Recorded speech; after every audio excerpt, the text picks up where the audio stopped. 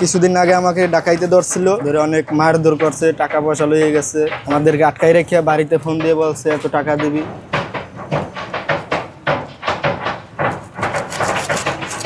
আপনি কি করতেছেন এখানে?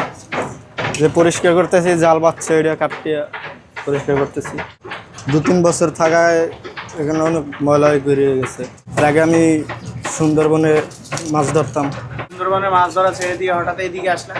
সুন্দরবনে প্রচুর ডাকাইত নামছে। 5 তারিখের পরে আওয়ামী লীগ সরকার পদত্যাগ করার পরে সুন্দরবনে অনেক ডাকাইত নামছে। কিছুদিন আগে আমাকে ডাকাইতে ধরছিল, ধরে অনেক মারধর করছে, টাকা পয়সা লয়ে গেছে। আমাদেরকে আটকাই রেখে বাড়িতে ফোন দিয়ে বলছে এত টাকা দিবি, নাইলে তোর লোক ছাড়বো না। তারপরে 1,40,000 টাকা দিয়েছে বাড়িতে।